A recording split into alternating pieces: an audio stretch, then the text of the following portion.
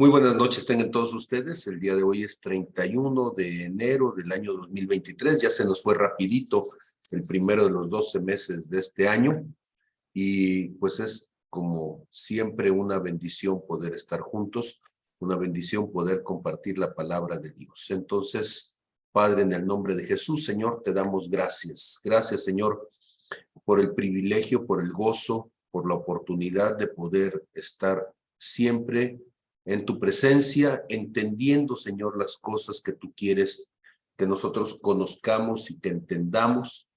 Gracias, Espíritu Santo, porque de todas las cosas que tenemos necesidad, tú siempre, Señor, tienes cuidado de nosotros.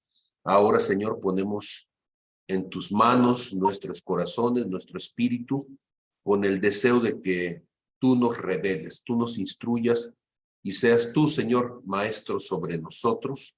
Que no sea palabra humana, Señor, que sea palabra de tu espíritu a nuestros corazones y que podamos en ese entendimiento, Señor, ser edificados en ti. Señor, gracias porque estas cosas que fueron escritas tantos años antes, Señor, antes de nuestro tiempo, antes, Señor, de las cosas que tú querías enseñarnos, desde Cristo tú las enseñaste, Señor, en el Antiguo Testamento. Y te doy gracias porque las haces vida para nosotros en el nombre de Jesús. Amén, amén y amén. Estamos hablando del libro de Nehemías. Y una de las cosas que es importante decirlo una vez más, porque puede ser que sin querer, inconscientemente se nos olvide, es que el nombre de Nehemías significa consolación de Dios. Y por eso, dado que el nombre de Nehemías significa consolación de Dios, hemos dicho que hay una similitud simbólica, ojo con esto, simbólica de que la figura de Nehemías en la historia de Israel es una representación de la figura del Espíritu Santo en su obra hacia el cuerpo de Cristo. Hemos dicho que como ciudad derribada y sin muro es el hombre cuyo espíritu no tiene rienda, así como estaba Jerusalén derribada y sin muros.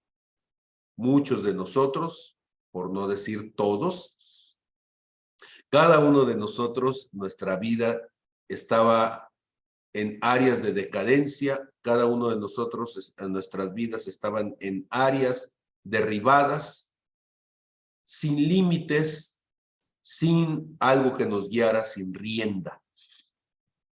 De esta manera, entonces, viene el Espíritu Santo a la vida de cada uno de nosotros y hemos dicho que el Espíritu Santo viene no solamente para hacerte compañía o para sobarte la espaldita, lo cual no digo que sea malo en sí, pero el deseo de Dios, más allá de solamente hacerte sentir acompañado, es restaurarte a la imagen y semejanza de Jesús.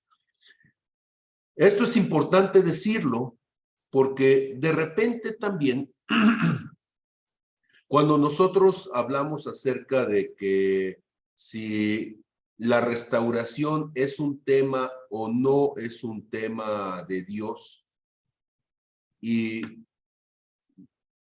pensamos que simplemente es una palabra, un término que de una u otra forma estamos escogiendo en Redime por una cuestión muy humana seguramente, pero quiero decirles que la palabra restauración se repite una y otra vez en el libro de Nehemías.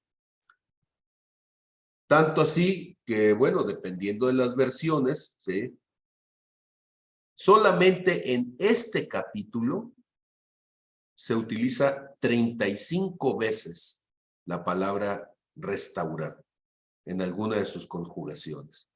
Entonces, imagínense ustedes, 35 veces Dios diciendo la importancia de restaurar.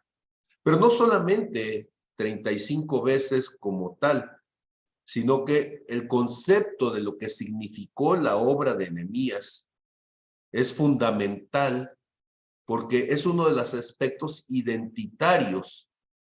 Noten ustedes que en la profecía de Daniel de las 70 semanas, el hecho de la restauración del templo, el hecho de la restauración que se hizo después de la salida de Ciro, rey de Persia, se convierte entonces en un elemento que va a marcar los tiempos para la venida del Señor Jesús. Entonces, yo quiero animarles a que veamos la palabra restauración como un término importante, fundamental en la obra del Espíritu Santo, como algo que de una u otra manera Dios quiere que quede muy grabado, muy atento, muy alerta en nuestros corazones por todo lo que eso significa para cada uno de nosotros. Y entonces, cuando nosotros vemos acerca de esta restauración, hemos dicho que la restauración se da no solamente en una persona, sino que la restauración se quiere dar también en el pueblo de Dios. La restauración se convierte entonces en la forma en que Dios quiere que nosotros nos veamos a nosotros mismos, porque restauración implica que así como no fuimos destruidos en el pecado, que así como fuimos dañados en nuestro pasado por nuestra manera de vivir, por la forma en que nos comportamos delante de Dios, la relación que tuvimos con Él y con las personas que nos rodearon, finalmente, restauración significa una nueva oportunidad. Por eso, cuando no creemos en la restauración, implica de alguna manera quedarnos atorados en la posibilidad de nuestra condición actual, que en la mayor parte de los casos, y lo digo en santa paz, es deplorable. Entonces, restaurar es la oportunidad de volver al diseño de Dios, al diseño original, y no estoy hablando de la iglesia primitiva como si ese fuera el diseño original. Estoy hablando de Génesis 1:26, cuando Dios le dijo al hombre, bueno, cuando Dios dijo, hagamos al hombre, al ser humano, a nuestra imagen, conforme a nuestra semejanza y señoría. Yo sé que todas estas cosas las he dicho hasta el hastío, el cansancio, pero es tan importante estar subrayando una y otra vez estos elementos porque son los que nos permiten entonces no perder de vista que nuestro paso en esta vida es transitorio y que lo que debemos hacer en esta vida es restaurar la obra de Dios. Y restaurar la obra de Dios comienza por ti. Entonces, no es egoísmo, pero la fe comienza en ti. Por eso allá en Hechos 16, cuando el apóstol Pablo está hablando con el carcelero romano, cuando le dice, ¿qué debo de hacer para ser salvo? Él le dice, sé salvo tú y será salvo también tu casa. O sea, a partir de ti, con tu transformación, con tu restauración, comienza un proceso que impactará a tu familia, a tu trabajo, a tus vecinos, a los que están alrededor. Y entonces, insisto en estas cosas, porque es fundamental que lo hagamos parte de nuestra visión cotidiana y que siempre estemos entendiendo que no importando las cosas que viviste en el pasado, restauración significa que tienes una oportunidad en el futuro. Y la resurrección, de hecho, eso implica que tendremos un cuerpo nuevo, glorificado, tendremos un corazón nuevo, tendremos una nueva posibilidad, ya fuera de este cuerpo con marca de pecado, para poder entonces en esa glorificación de Cristo tener una vida como no la hemos tenido y una posibilidad como no la hemos tenido de ver con Dios a cara. Muy bien, entonces nos vamos al libro de Nehemías. Y acá en el libro de Nehemías, entonces, ando por el capítulo 3, ¿recuerdan ustedes?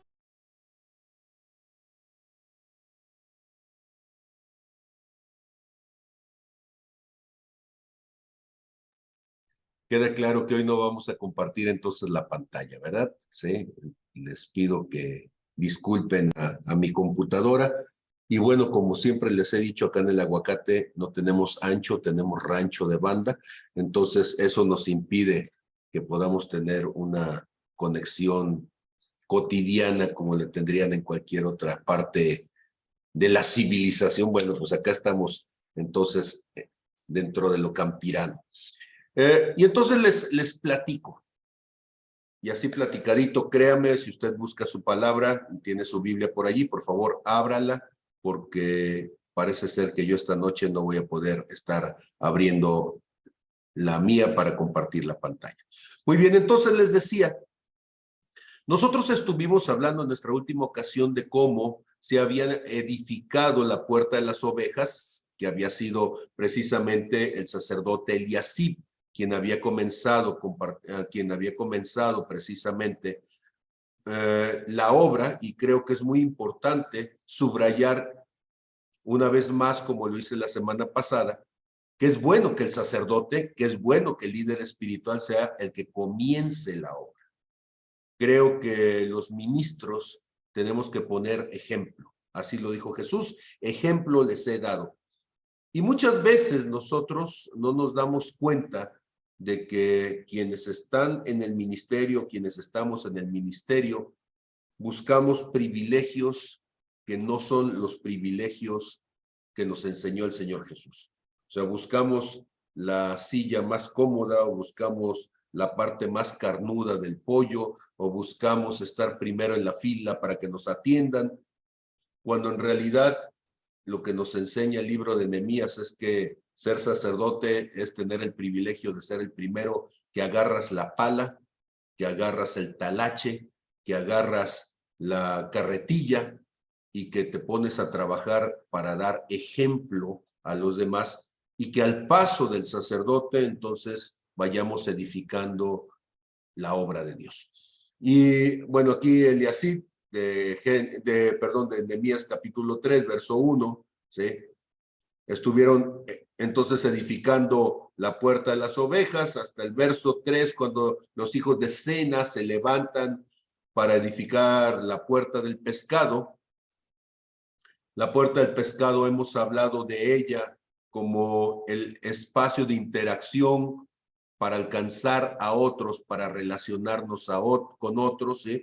Recuerden ustedes que decíamos desde la vez pasada aquella palabra de Mateo capítulo 4, cuando Jesús estando preso les decía aquello, dice el profeta Isaías, tierra de Zabulón, tierra de Neftalí, camino del mar al otro lado del Jordán, Galilea de los gentiles.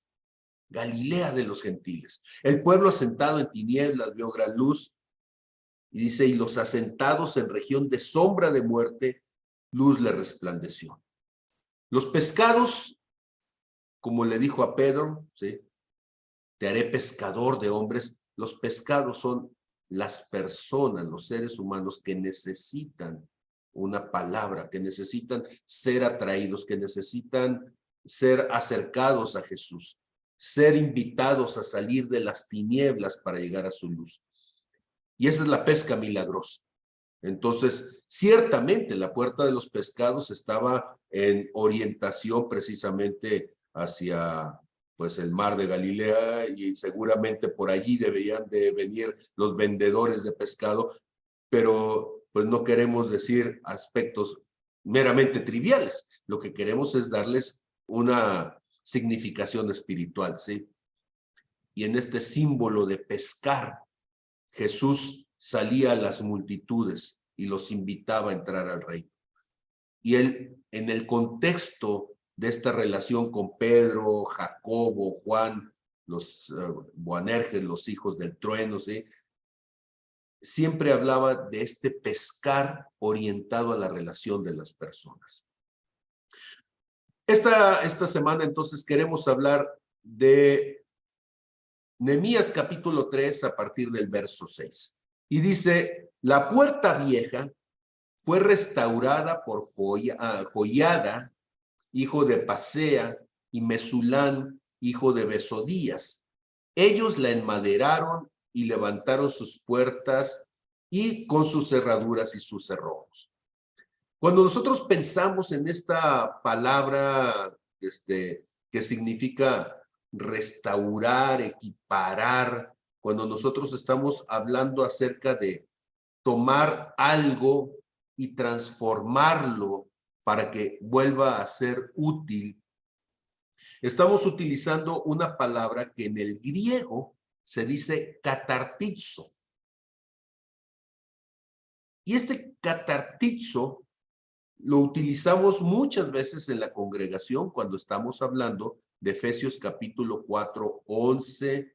Recuerdan ustedes, y él mismo constituyó a unos apóstoles, profetas, evangelistas y maestros, dice el verso 12, a fin de edificar a los santos. Esa palabra edificar de la que estamos hablando ahora en Nehemías es la palabra catartizo. Catartizo significa remendar una red.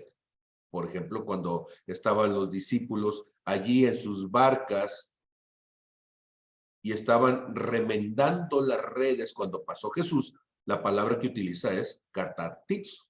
También se utiliza la palabra catartizo como aderezar. Por ejemplo, cuando en Salmo 23 dice, aderezas mesa para mí delante de mis angustiadores. La palabra que está diciendo es catartizo. Lo que está diciendo es que le está acomodando, le está poniendo, sirviendo, llenando de alimento. Algo que estaba vacío, ahora se convierte en un banquete. Por supuesto que estamos hablando de catartizo también en el contexto de levantar, de edificar, en el caso de los muros, algo que había sido destruido. Noten ustedes entonces cómo la palabra catartizo, que dice a fin de edificar a los santos, podríamos decir a fin de levantarle los muros caídos en sus vidas para restaurarlos y que vuelvan a su condición original. Entonces, la obra del Espíritu Santo es restauración. Por eso insisto que Redime debe ser una iglesia de restauración. Porque cuando nosotros estamos hablando de qué es aquello que el Espíritu Santo hace en nuestras vidas, pues estamos hablando de aquello a lo cual nosotros hemos sido invitados también a participar. Y entonces, la puerta vieja, dice, fue restaurada, ellos la enmaderaron. Ojo con esto. Le pusieron entonces los marcos. La semana pasada andaba distraído y no me acordaba de cómo decimos acá en Tepic, enmaderar una puerta es ponerle los marcos, ¿verdad? Y los marcos son para poder fijar la puerta. Cuando se pone el marco se fija a la pared de tal forma que se vuelva uno solo con la pared y tenga la fuerza, la rigidez para poder sostener la puerta. Pero no solamente eso, se ocupa ponerle las bisagras, se ocupa ponerle las cerraduras, ponerle los cerrojos. No solamente es hacer la puerta, porque si tú solamente pones la puerta y la clavas, entonces deja de ser una puerta, se convierte en una pared. La puerta tiene que tener ciertas cualidades, tiene que permitir el movimiento, tiene que permitir entonces que haya rotación, un punto firme, que es donde están las bisagras, pero también un espacio que se va a estar moviendo. Nuestras vidas deben de ser así. Cuando el Espíritu Santo viene, lo que Él hace es fijarnos como enmaderados a los muros. Y los muros son espacios rígidos, son duros y a veces nos sentimos que es violento cuando Dios nos pone junto a ellos. Eso se llama disciplina. Me parece muy curioso que hay personas que de repente perciben que en nuestra congregación no hay disciplina. Bueno, lo que queremos es que la gente se junte al muro y se haga parte del muro. Pero disciplina es importante. Disciplina es importante porque te permite tener firmeza ante las situaciones adversas. Y hay cosas en donde tú tienes que afirmarte y no salirte de los límites que Dios te ha puesto. ¿Cuáles son esos límites? El muro. Imagínense una puerta que es más grande que el espacio, el hueco en el muro. Pues no cabe, no se mueve, no sirve. Y hay huecos que Dios nos pone a cada uno de nosotros, pero son huecos no a nuestra medida, sino a la medida de Dios. Por ejemplo, recuerden ustedes aquel joven que llega con Jesús y que le dice que qué tiene que hacer para alcanzar el reino de los cielos. Jesús le dice, ve, toma todo lo que tienes, dáselo a los pobres. Y luego ven y sígueme.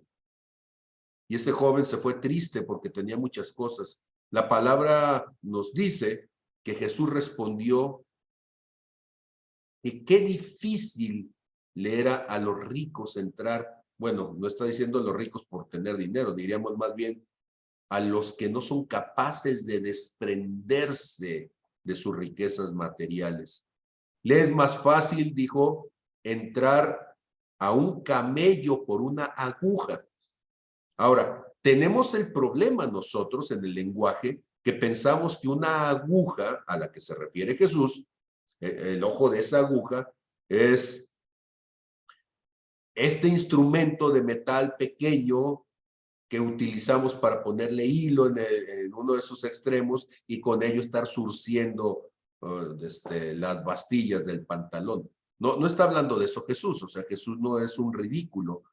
Lo que está diciendo es, hay puertas que se encontraban en las murallas, que eran puertas muy estrechas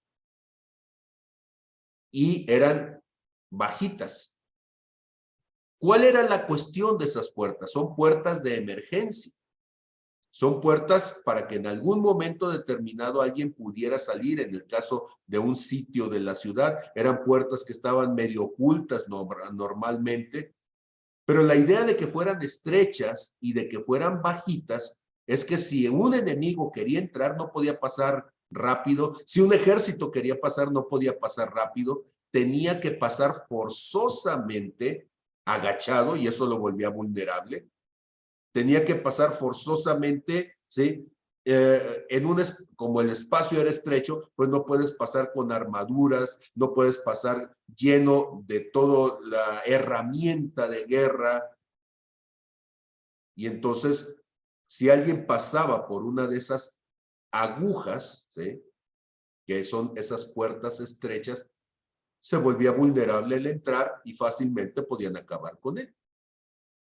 Así son las puertas de Dios. Dice que son amplias las puertas del mundo, pero son estrechas las que te llevan al reino de los cielos y que pocos son los que quieren entrar por ellas, porque te obligan entonces a dejar tus protecciones, a dejar tu armadura, a tener que entrar agachado delante de Dios. Y entonces las puertas tienen que ajustarse al hueco que Dios les da. Y hay que enmaderarlas allí. Hay que clavarlas allí a esos muros. Y una vez que el marco, que dijimos que son los límites, la disciplina que Dios te pone, que forja ese carácter y te dice, en este hueco tienes que estar, una de tus áreas, una de tus partes, tiene que estar fija en ese punto y la otra tiene que moverse. Ahora, yo me atrevería a decir que la parte fija tendría que ser tu relación con tu congregación. Allí tienes que poner las bisagras y la parte móvil es tu parte hacia el mundo. Ahí te mueves y vas y andas entre la gente, andas en el trabajo, andas en los lugares abiertos. Sí, pero siempre con vamos a decirlo así, con un pie puesto dentro de tu fe. Y hay gente que lo hace al revés. Su parte móvil es la parte de iglesia, su parte móvil es la parte, vamos a decirlo así, espiritual, y andan de saltarines por un lado para otro, hablando filosóficamente, religiosamente, hablando culturalmente de lo espiritual, andan brincando de un lado para otro, hacen una mezcolanza entre lo bíblico, con lo hindú, con lo árabe, con un montón de cosas, entre lo que creen y lo esotérico, etcétera, etcétera, etcétera. Y yo le recomiendo, pongan la puerta como debe de estar. ¿Sí?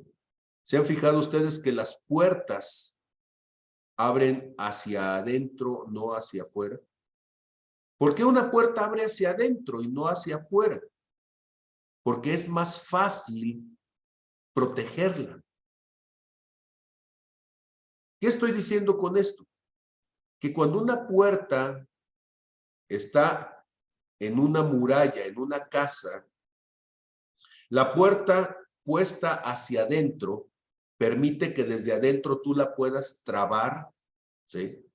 Tú puedas poner entonces maderos que puedan atravesar de lado a lado de la puerta y que estos puedan tener argollas las puertas para que al meter el madero no se pueda abrir y eso te dé facilidad para cerrarla, pero al mismo tiempo la oportunidad de poderla abrir cuando tengas que abrirla.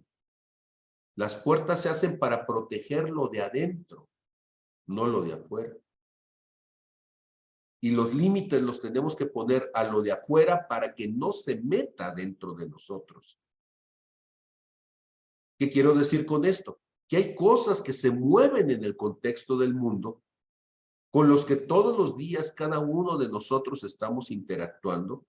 Lo digo como alguien que pasa la mayor parte de mi tiempo, la paso en un contexto que es no cristiano, no es nada espiritual, es lo más cotidiano, ¿sí? Y en momentos hasta incómodamente ateo.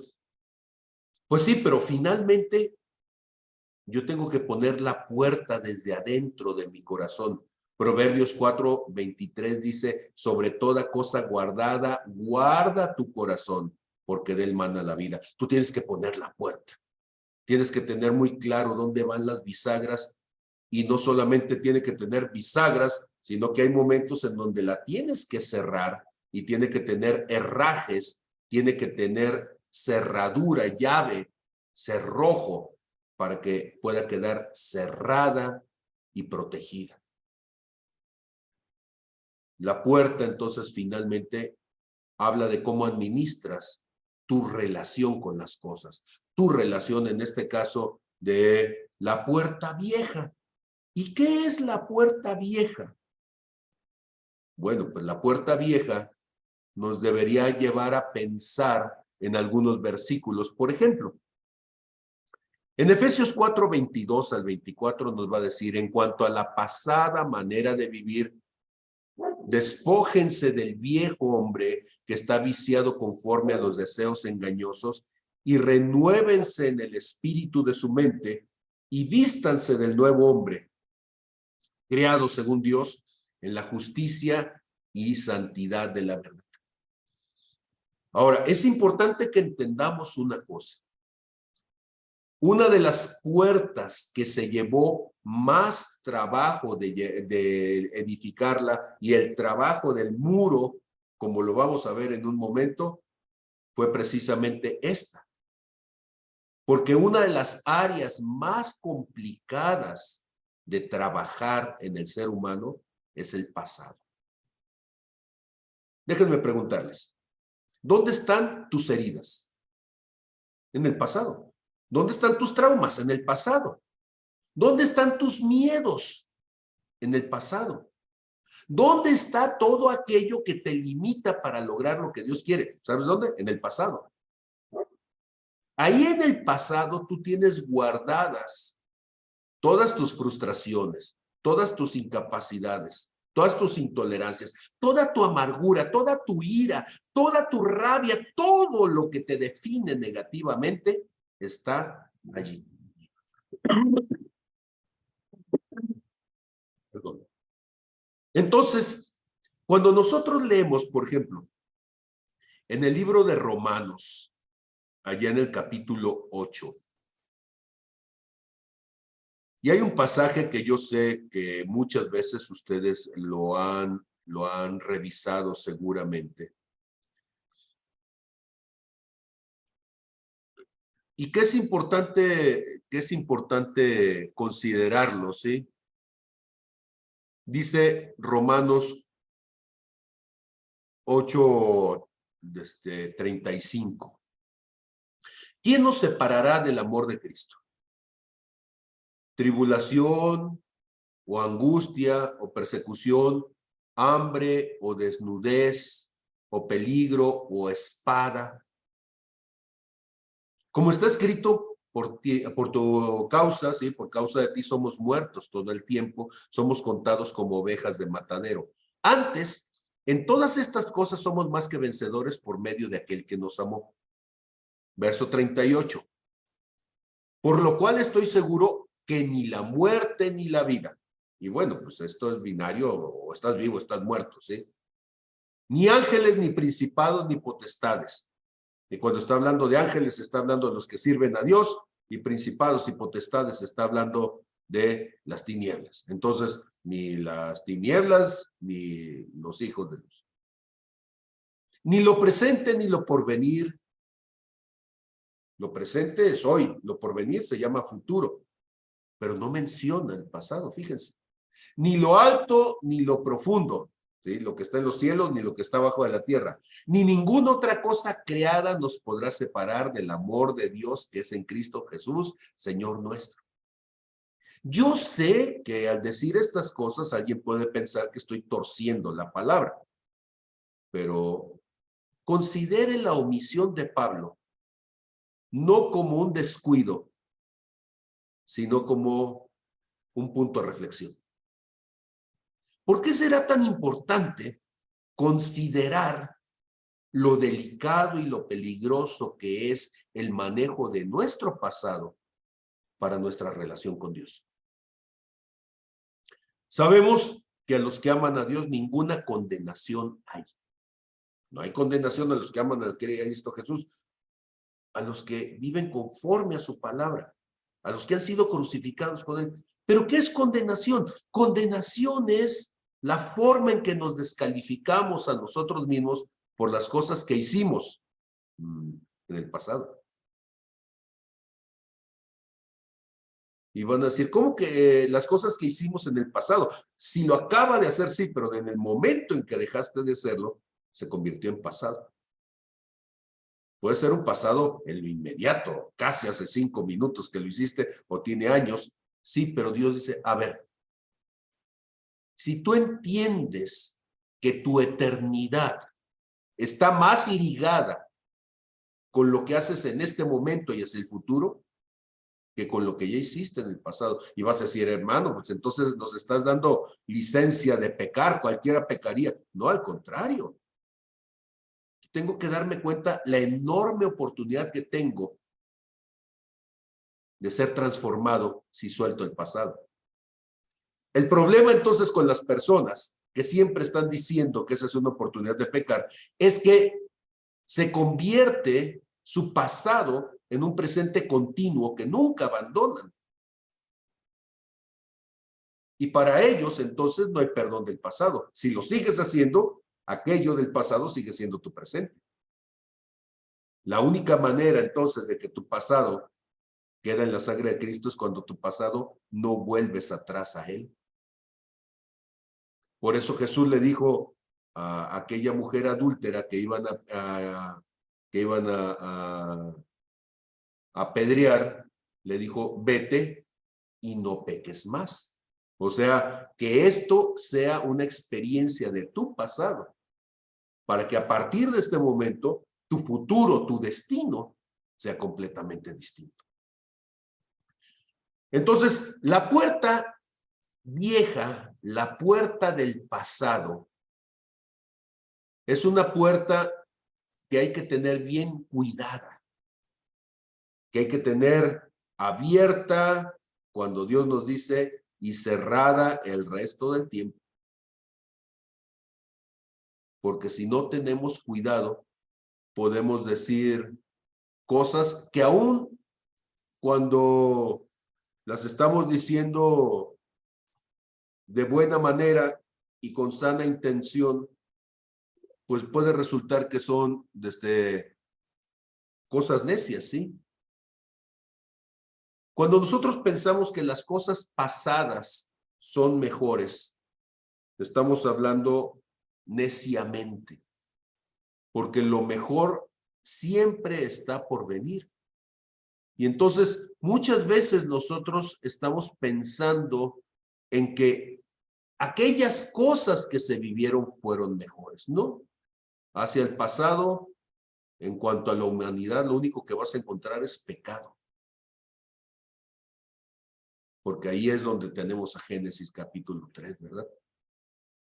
Pero a futuro, ahí tenemos la resurrección con Cristo, ahí tenemos la liberación del pecado, ahí tenemos a Satanás echado en el lago de fuego y demás, ¿sí? El futuro nos permite pensar en liberación. El pasado te va a llevar siempre a los errores, a las carencias, a las limitaciones. Y tenemos que recordar solamente del pasado aquellas cosas en donde Dios se glorificó en nosotros. Porque entonces eso nos recuerda nuestro futuro, hacia donde Dios nos quiere llevar. Entonces, esta puerta, la puerta vieja, dice, estoy obsesionado con Génesis, como se darán cuenta, en Números 3:6, dice, fue restaurada por Joiada, ¿sí? Hijo de Pasea, y Mesulán, hijo de Besodías. Ellos la enmaderaron y levantaron sus puertas con sus cerraduras y cerrojos.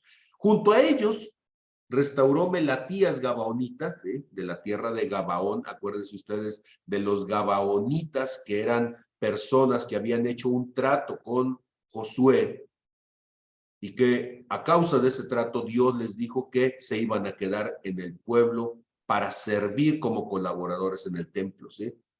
Y entonces Jadón, Meronotita, varones de Gabaón y de Mizpa que estaban bajo el dominio del gobernador del otro lado del río. Junto a ellos restauró también, ¿sí? Uziel, hijo de Ariá, ¿sí?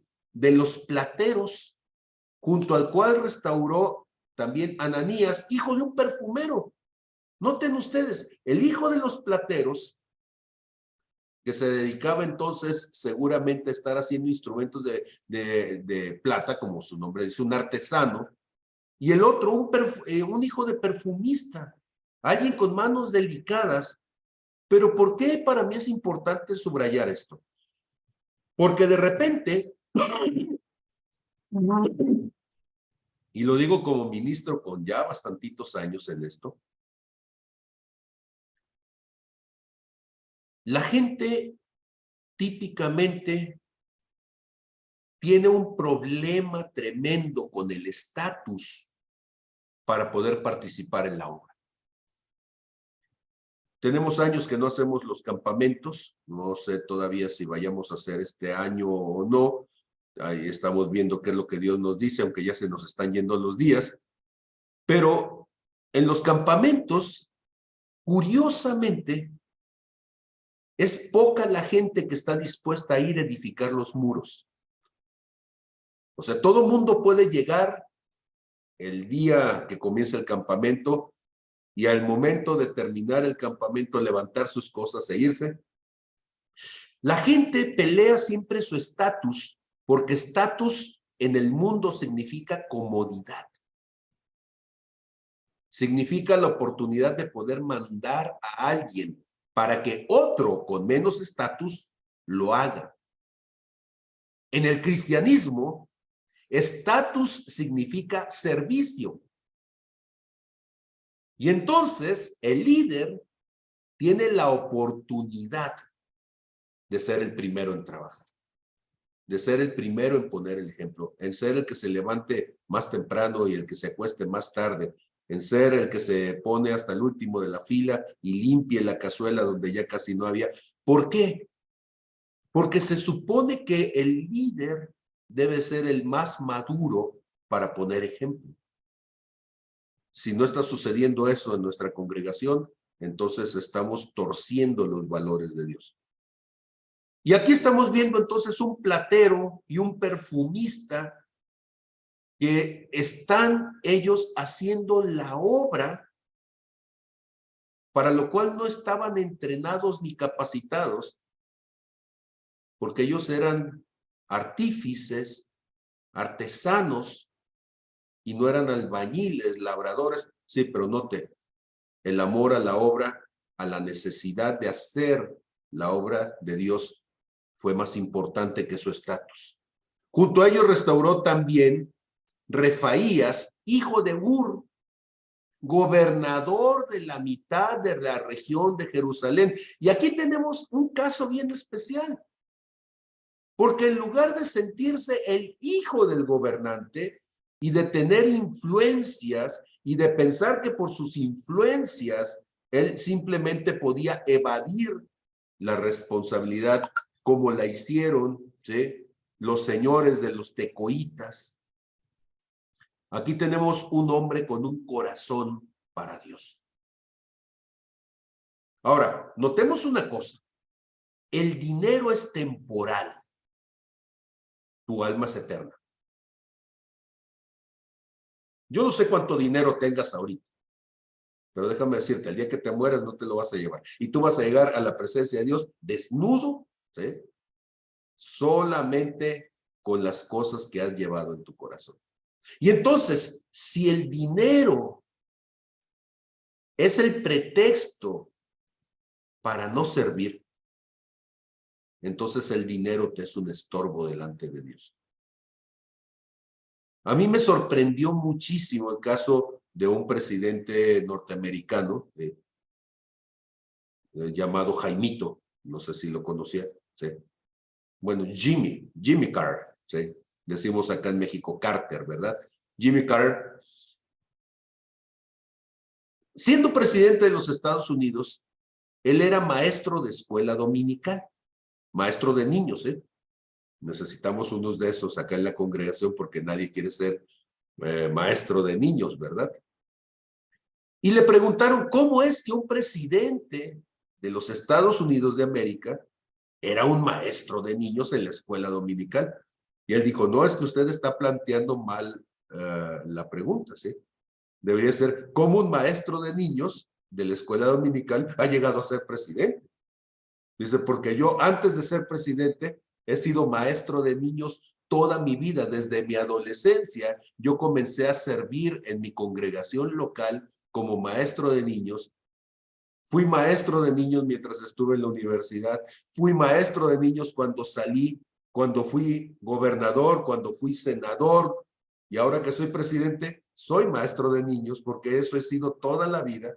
Y cuando deje de ser presidente, lo más seguro es que siga siendo alguien que colabore en mi congregación. Así es este Refaías, hijo de Ur, que es alguien que está en una familia de condición social donde lo típico sería no colaborar porque tienen el estatus de perezosos oficiales, pero este hombre con un corazón de servicio tomó su lugar e hizo la obra que finalmente es una obra de beneficio para todos. Malquías, hijo de Harim, y Asub, hijo de Paab Moab, restauraron otro tramo y la torre de los hornos. Junto a ellos restauró Salum, hijo de Loes, ¿sí?, gobernador de la mitad de la región de Jerusalén. Él, con sus hijas, no tenía hombres, no tenía hijos. Entonces, note usted, otro hijo de gobernador, ¿sí?, Salum, hijo de Aloes, gobernador de la mitad de la región. Y él no solamente, así como lo hizo Refaías, no solamente fue a ayudar, sino que además se llevó a sus chiquillas. Y alguien diría, es que ese no es trabajo para mujeres. Déjeme decirle que edificar los muros es bendición para todos. ¿Qué estaban haciendo las hijas? No lo sabemos. No sabemos si llevaban el agua o si llevaban los clavos, ¿sí?, si apoyaban a jalar la carreta con el buey. Yo no sé qué estaban haciendo, pero queda testimonio en la palabra de Dios, para la posteridad de los siglos, que ese hombre sabía gobernar su casa. Que ese hombre, más allá de una cuestión cultural de género, estaba enseñando a sus hijas a tomar un lugar de bendición en el reino de Dios. Después en el verso 13 dice la puerta del valle. La puerta del valle la restauró Hanún con los moradores de Zanoa. Ellos la reedificaron y levantaron sus puertas con sus cerraduras, con sus cerrojos, ¿sí? Y 1000 codos del muro, ¿sí? Hasta la puerta del muladar. 1000 codos. ¿Cuánto es un codo? Son 45 centímetros. Entonces, 45 centímetros en 10, pues ya son 4,5 metros, ¿sí? En 100 son 45 metros y en 1000 son 450 metros. Entonces, imagínese el trabajo que esta persona, ¿sí? Se puso, Hanún, con los moradores de Zanoa. Ellos tomaron no solamente la puerta, porque algunos podían solamente haber tomado la puerta, pero ellos están tomando además el espacio, los 1000 codos, para poder ir hacia adelante. Ahora, ¿sabe usted que las ciudades de refugio de Israel tenían un límite de 1000 codos? ¿Sí? Y esos 1000 codos era el espacio máximo en donde alguien se podía mover de la gente que estaba ahí en el refugio, porque habían asesinado a alguien, porque habían cometido un ilícito, porque eran reos dignos de muerte, pero se habían refugiado y habían clamado a la misericordia. Y esos 1000 codos alrededor de la ciudad significaban que eran el espacio, el umbral de misericordia. ¿Qué está diciendo él? Que él había aprendido a extender la medida de misericordia hacia otros. Dad de gracia lo que de gracia habéis recibido. 1000 codos significa la medida de gracia y de misericordia que Dios ha tenido en mi vida. Y cuando entonces Dios me dice, entra tú a edificar, ¿cuánto vas a hacer? Lo que has hecho conmigo, Señor, yo lo voy a hacer hacia los demás. La misma medida de gracia y misericordia para cubrir a los demás. Pero ¿qué significa la puerta del valle? La puerta del valle, cuando nosotros pensamos en ella, deberíamos de pensar en que hay un versículo muy importante que se encuentra en Joel capítulo 3, en el verso 14, que dice, muchos pueblos en el valle de la decisión, porque cercano está el día de Jehová en el valle de la decisión, el valle de Josafat. Y cuando estamos hablando del valle de la decisión, el valle de Josafat, de lo que estamos hablando es del lugar en donde se llevará a cabo la gran batalla que está en el libro de Apocalipsis. Y esta batalla donde el ser humano se pone delante de Dios esperando que descienda él en su caballo blanco. Y en lugar de rendirse en sus corazones hacia él, se ponen a pelear contra Dios en el valle de Josafat. Y entonces, ¿qué significa el valle? El valle es el lugar de la decisión. ¿Sí?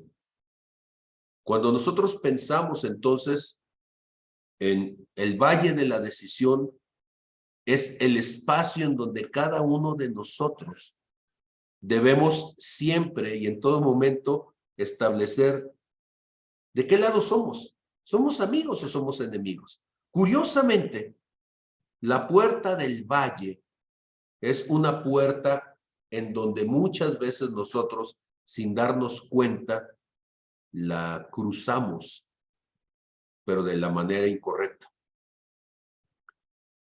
Resulta Y ustedes lo saben, ¿sí? Más allá de esta batalla de Armagedón personal. Gracias.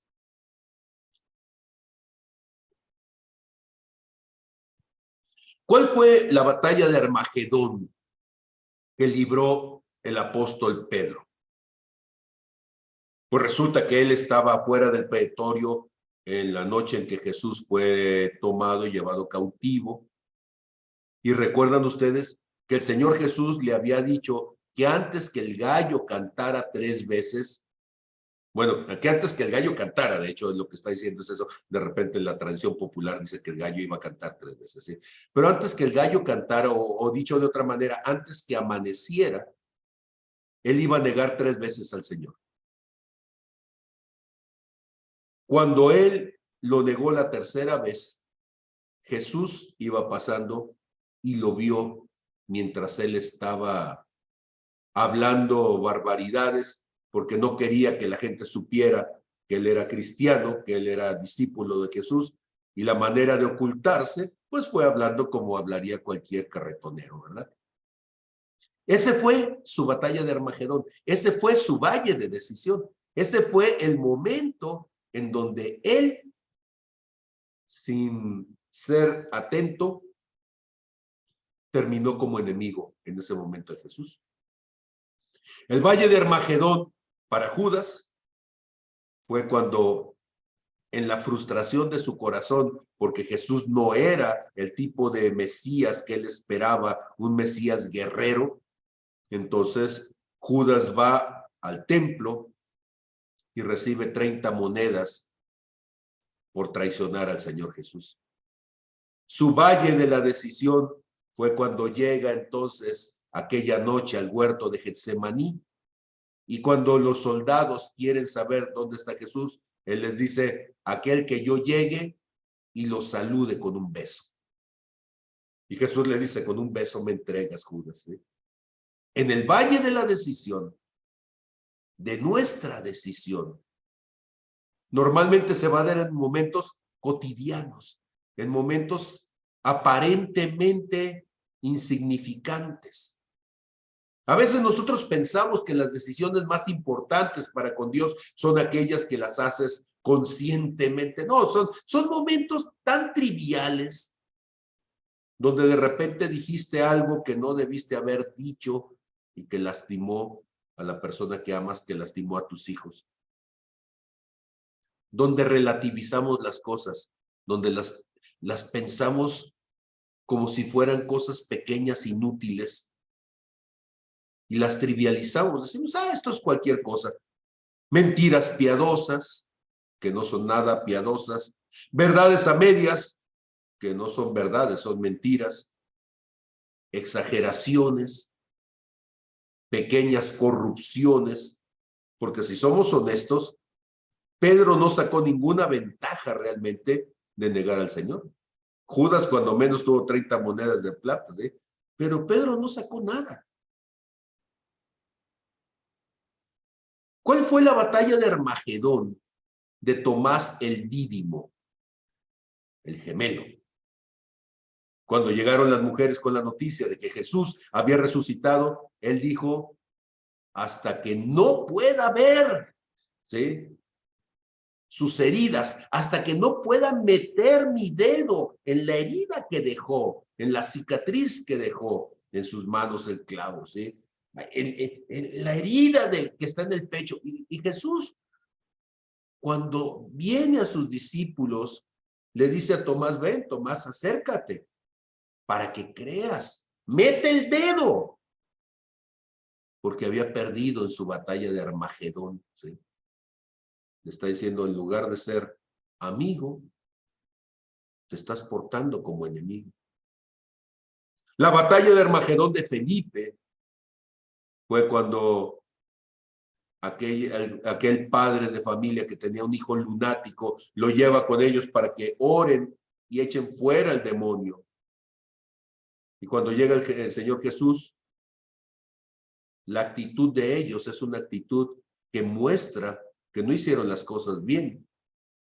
Porque la respuesta de Jesús ante la petición del Padre, que le dice: lo he traído con tus discípulos y no han podido hacer nada, Jesús les dijo, oh generación incrédula y perversa, ¿hasta cuándo he de estar con ustedes? Y no se estaba refiriendo ni a los demonios, ni al padre de familia, ni al hijo lunático.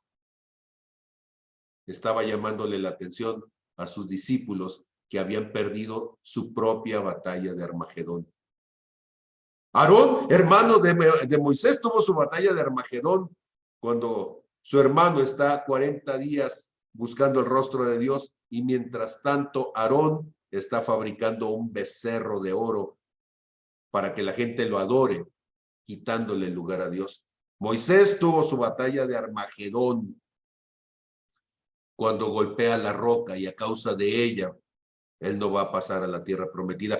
Cada persona podemos tener nuestras batallas de Armagedón, nuestro valle de la decisión.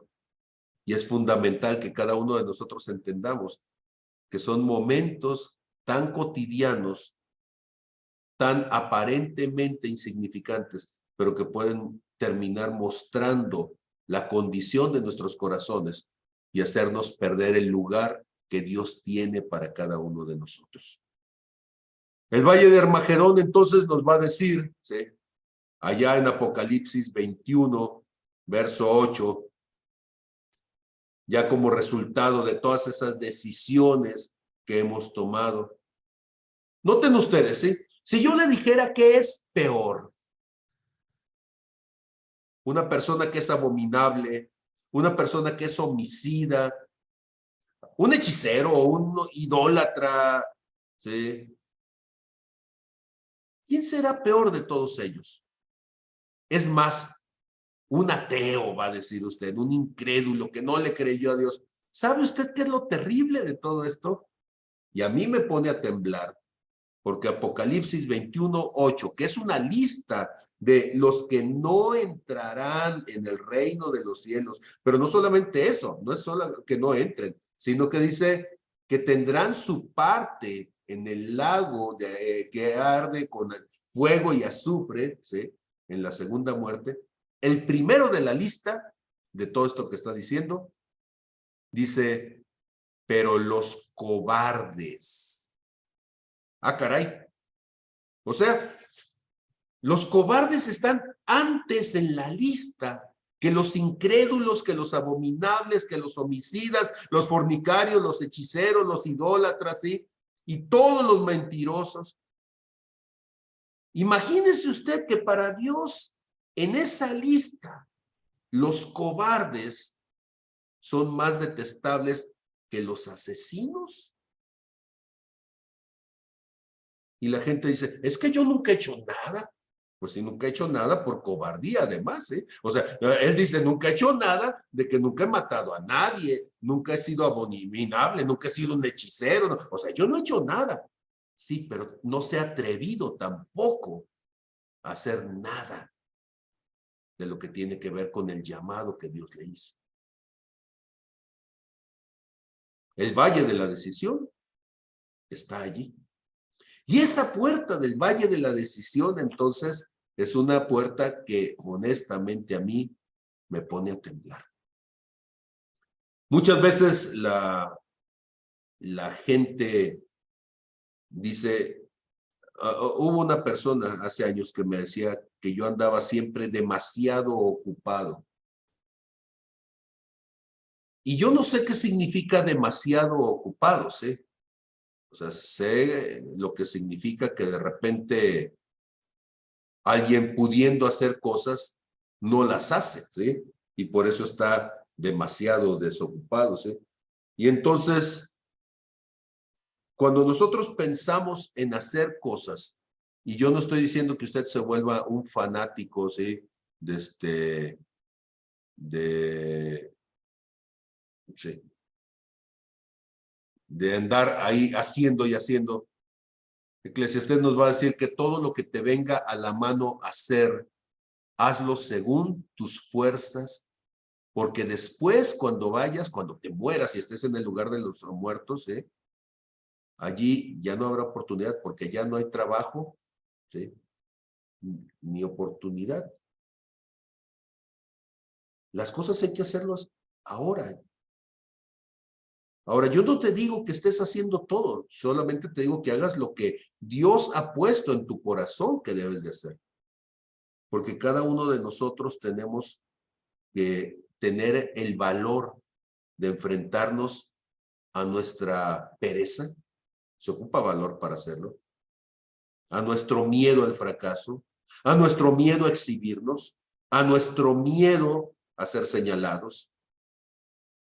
La gente dice, ¿y si me equivoco? Pues aprendes. ¿Pero qué va a decir la gente? Mira, los inútiles van a decir tus defectos, pero los espirituales van a decir que te atreviste, que te esforzaste. ¿Y qué va a decir Dios? Dios va a decir, bravo, mi niño. Muy bien, hijo. Porque nadie nacimos enseñados, nadie nacimos con todas las capacidades y ha sido en el proceso de nuestro aprendizaje que hemos aprendido a hacerlo. Muchos son los llamados, pocos son los escogidos. ¿Y por qué hay gente que no la puedes escoger? Por cobarde. Son perezosos. La pereza es cobardía. No pueden vencerse a sí mismos. La cobardía te roba la oportunidad de buscar nuevos espacios, de buscar nuevas oportunidades. La cobardía te roba la oportunidad de conocer personas nuevas, de tomar nuevos retos, de salir de tu área de confort. La cobardía te roba la oportunidad de convertirte en la persona, en el ministro, en el servidor, en el empresario, en lo que Dios haya puesto en tu corazón que tú podías llegar a ser. Y a mí me parece muy curioso, y lo digo en santa paz, que en un lugar donde la gente podría hacer casi lo que sea, hay gente que prefiere no hacer nada porque tiene miedo de tomar el lugar. Pues estas han sido las dos puertas del día de hoy. Hemos hablado entonces de la puerta vieja, que es tu relación con el pasado, y de la puerta del valle, que es tu relación con tu capacidad de decidir. Algunos le van a llamar libre albedrío o la voluntad, que es esa decisión que vas a tomar acerca de cuál es tu relación en tu enfoque con Dios. Si vas a ser un colaborador o un estorbo, si vas a ser un amigo o un enemigo, si vas a ser un hijo o un huérfano. Pues escucho sus comentarios. Si alguien tiene algo que compartir y aportar, será un gusto poderlos escuchar.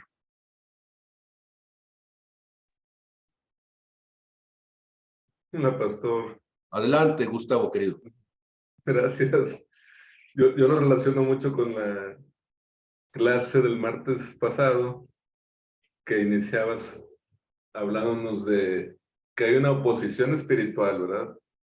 Yo lo he experimentado mucho los últimos meses, las últimas semanas, cuando Dios está obrando en mí, hay una oposición espiritual que no quiere que se haga el plan de Dios, el propósito de Dios en mi vida.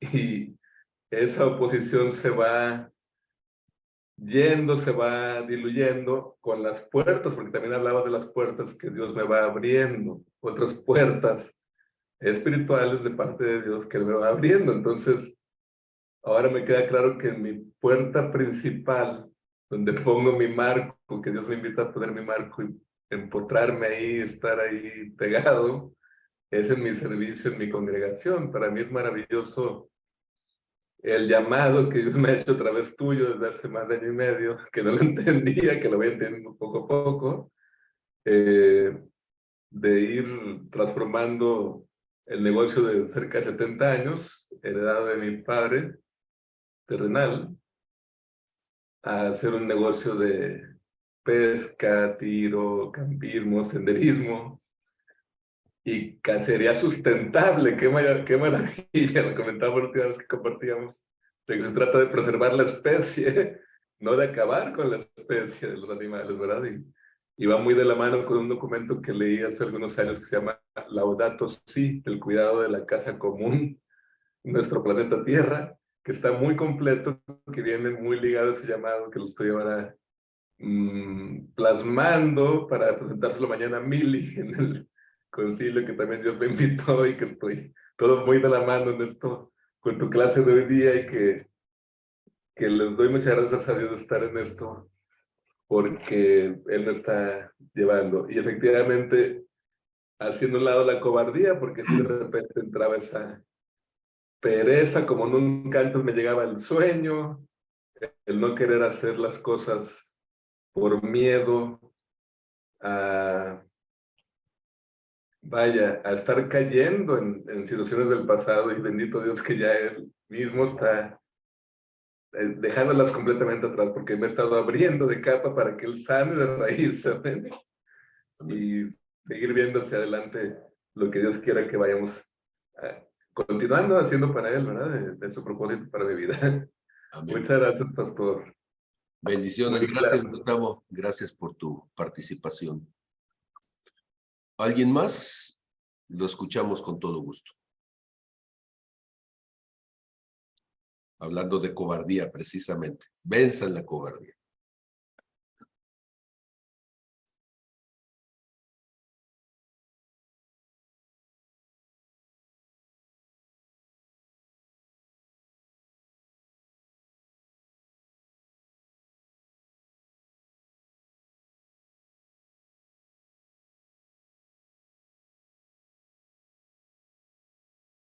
Están muy tímidos. ¿Sí? Ténganle miedo. Decíamos hace un momento, Apocalipsis 21. Téngale miedo, Apocalipsis 21:8.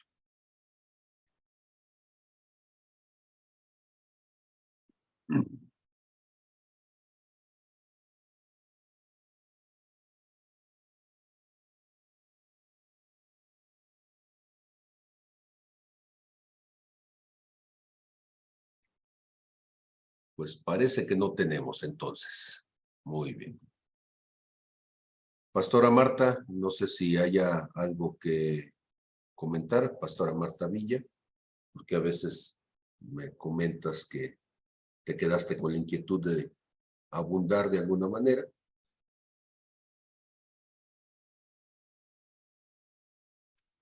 Buenas noches. Buenas noches. No, necesito volver a escuchar. Estaba ocupado ahorita, te escuchaba en ratitos no, Ajá. pero necesito escucharla para poderte dar mi opinión de nuevo. Estuvo muy interesante eso de la puerta del Valle de la Decisión, que realmente nosotros tenemos que dar pasos de fe hacia lo que Dios nos está llamando a hacer en nuestro llamado, en nuestro ministerio. Y muchas veces por ese temor, por esa cobardía, como dices tú, no caminamos en lo que Dios pone en nuestra mano para hacer, porque Dios es bueno y Dios es fiel y sabe la capacidad que nos ha dado a cada uno para poder atender el llamado, pero muchas veces nosotros no nos miramos con los ojos con los cuales Dios nos mira.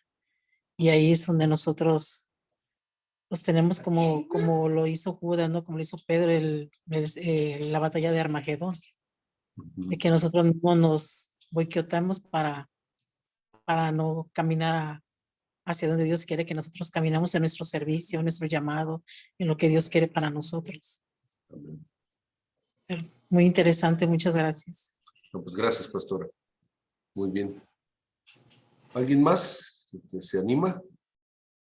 ¿O ya le dejamos aquí? Pastor Rafa, te estoy viendo desde acá. No tuve oportunidad de estar con ustedes el fin de semana. Y vaya que tenía ganas de ir. Pero a ver, ¿qué nos cuentan desde allá? ¿Cómo llegó la palabra hasta allá? Pues me gustó mucho la palabra de hoy, pues principalmente en torno a la puerta del valle, ¿no? El valle de la decisión. Y Me decía Cintia hace rato, ¿te has sentido cobarde alguna vez? Yo le digo, muchas veces, en realidad, si me pongo a pensar, pues por muchos temas, ¿no? Principalmente uno que a mí en los últimos días me causa temor, pues es con referente a este nuevo movimiento, ¿no? Pues el movimiento LGTB y todas las imposiciones que se están volviendo. Y a mí francamente me daba miedo así como tratar como de argumentar sobre Cristo a alguna persona que fuera así como muy ávida, ¿no? En ese movimiento, porque sé que iba a terminar mal. Y yo tal vez a veces me escudo en mi personalidad, digo, no, es que yo siempre soy neutral, soy pasivo, soy como siempre tratando de mediar, pero que a lo mejor esa podría ser como mi valle, ¿no? De la decisión. No sé, estaba pensando en eso tal vez, que más bien hacer una contracultura a todo este movimiento, que es lo que han ido haciendo otras personas, ¿no? Tan, bueno, a veces más fuera de la iglesia que dentro, ¿no? Y nosotros seríamos los que deberíamos estar encabezando, como estando pendientes a los tiempos. Y pues sí me reta esta palabra, me confronta principalmente a hacer más de lo que estoy haciendo, más bien a no detenerme de hacer algo por el miedo, por el temor, sino por lo que Dios está poniendo en mi corazón y seguir eso, seguir pues no sé, como mi ministerio, mi enfoque, lo que Dios quiere en nosotros. Y ya última cosa que comparto, eh, es probable que nos mudemos a Tepic, ¿no? Sentimos de parte de Dios que nos está llamando. Y francamente yo le decía a Cintia, me da miedo, porque pues estoy aquí en Amatlán, es mi pueblo, está mi familia, es mi zona de confort. Y volver a Tepic, pues es, pues no sé, tal vez enfrentarme a algunos asuntos de mi pasado en la universidad y cosas que traigo todavía en mente, ¿no? Entonces, por eso me parece altamente relevante esta palabra y que, pues como dice la pastora Marta, seguramente tendremos que darle otra revisada y pues atender algunos detalles. Gracias. Gracias, pastor. Y pues disculpa entonces que te sacamos de la zona de confort, ¿sí? Pero había que enfrentarlo, ¿verdad? ¿Alguien más o ya nos vamos? Por ahí veo algunos rostros amados, como el de Fede, ¿sí? Bien. No sé si quieras comentar algo, querido Fede. Sí, pastor, claro. La verdad es que no tengo mucho que decir, pero tampoco quería ser cobarde. Realmente ha sido una palabra tremenda. Creo que nos pone a reflexionar mucho en las decisiones que tomamos o que no tomamos, porque también no tomar decisión es una decisión, pero es una decisión de cobardía. Y creo que hay mucho por hacer en esta puerta del valle. Creo que nos deja un mundo de reflexión para hacer, pero también un impulso hacia tomar las decisiones y a tomar las decisiones correctas, a ser amigos de Dios, a ser hijos de Dios. Muchas gracias. Amén, gracias, querido Fede. Muy bien, pues entonces, si hubiera alguna persona más que quiere compartirnos, y si no, estamos ya sobre nuestros tiempos. Como se esconden detrás de sus cámaras, no los puedo ver, ¿sí?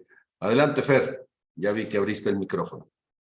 Yo siento que la relación de o la situación del silencio en todos nosotros es por el estado de shock, porque hacemos lo que no debemos, y no accionamos en todo lo que ya tenemos aprendido. Y los ejemplos de hasta cuándo voy a estar con ustedes o hasta cuánto tengo que estar con ustedes para que aprendan, ¿sí? O me viene lo de Pedro cuando está caminando sobre el agua y empieza a dudar, ¿sí? Entonces, estamos recibiendo enseñanza y mientras no hagamos algo, mientras no accionemos, ya lo comentaba Federico, que el no accionar también es cobardía, ¿sí? Sentir el llamado y tener ese temor. Y casualmente empezó la sesión con Julio, que hablando que ya no soy esclavo del temor, ¿no? Yo creo que ese es un testimonio muy válido para no hay ni la enfermedad ni el cáncer es justificación para no hacer las cosas, ¿no? Porque Dios nos bendice al hacer las cosas aún en condiciones con todo en contra, ¿sí? Entonces, hablo por mí, me sentí que me llegó muy duro, que he estado, y eso que no procrastino mucho, pero ante esta puerta sí he estado procrastinando a hacer la cuestión de mi llamado.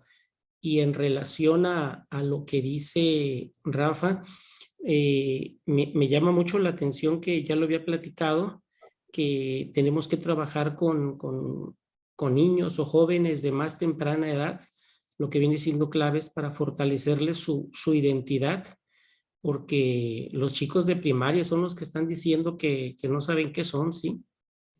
Si son niños o son niñas, ¿no? Entonces, como congregación tenemos que ir viendo cómo llegar a estos niños, ¿sí? Y hacer algo porque sí llama mucho la atención, pero el saber cómo para no ser, porque ahora las minorías tienen el poder, entonces tenemos que, se tiene, ya lo decía Rafa, se tiene que ser muy cuidadoso para no meterse en controversias, porque es más criticado hacer el bien que el mal, bueno, todo el tiempo, pero hacerlo de la manera correcta. Sí. Gracias. Muy bien, pues gracias, Fer. Queridos, gracias por su paciencia, su misericordia, por la oportunidad de poder estar juntos. No los vi el domingo, cosa que me es raro, ¿sí? Y siempre los extraño. Entonces, mientras ustedes alababan, yo tosía de este lado y estaba fuera de tono además. Entonces, espero que nos veamos este domingo. Ojalá que no haya ausencias para poderlos ver a todos y que nos dé eso la oportunidad de poder estar juntos una vez más. Entonces, próximo domingo nos vemos. El sábado tengo una boda, es la boda de Nacho y de Karina Corona. Vamos a andar por ahí ocupaditos el sábado por la tarde y el domingo entonces estaremos juntos con ustedes. Y si hay entonces algo pendiente, por allí nos estaremos viendo. Saludos y bendiciones. Voy a tratar de grabar esto lo más pronto posible para poderlo subir y que lo puedan entonces escuchar los que se quedaron con esas ganas de darle una repasada. Bendiciones a todos. Bye.